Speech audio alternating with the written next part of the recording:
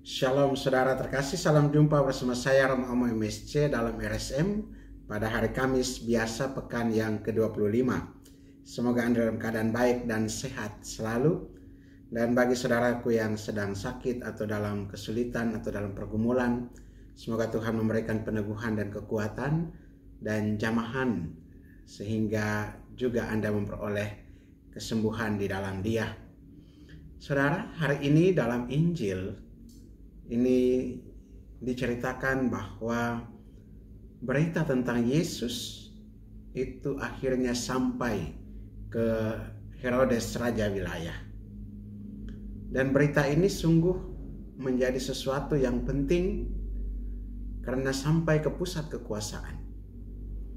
Artinya bahwa kabar gembira, kabar sukacita, berita tentang kerajaan Allah dan juga karya penyembuhan yang Yesus lakukan, maupun ketika ia mengutus murid-muridnya untuk mewartakan Injil, diberinya kuasa dan tenaga untuk juga menyembuhkan orang-orang sakit.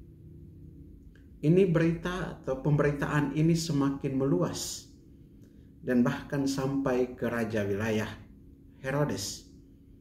Dan Herodes katakan, ketika mendengar berita tentang Yesus, ia pun merasa cemas. Herodes merasa cemas karena ini ada seorang tokoh baru yang begitu populer dan bisa jadi menjadi ancaman bagi kekaisaran Romawi, terutama dalam wilayah kepemimpinannya.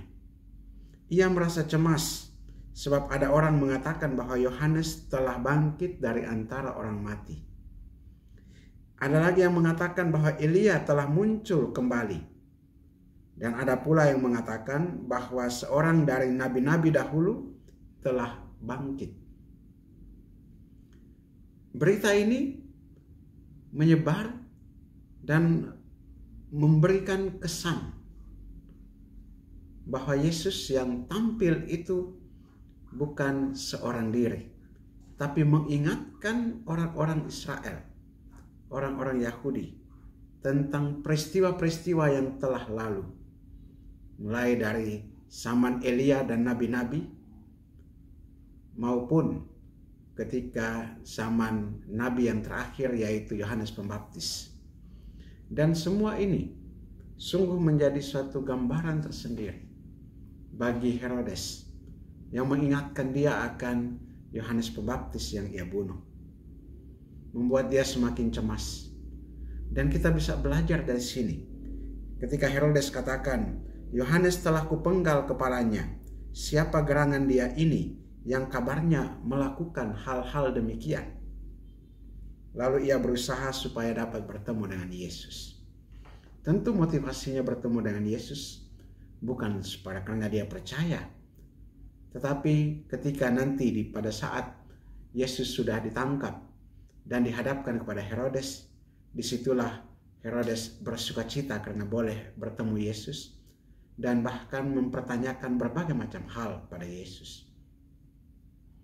Saudara, pewartaan kabar gembira akan berdampak sampai ke telinga penguasa. Hal itu akan kiranya juga membawa perubahan-perubahan dalam tatanan kehidupan bermasyarakat. Siapapun dia yang berkuasa, apalagi saat ini sementara musim untuk perjuangan merebut kekuasaan kepala daerah, baik gubernur maupun bupati dan wali kota. Perjuangan merebut kekuasaan, semua mau menyampaikan atau menampilkan sesuatu yang paling baik di antara mereka.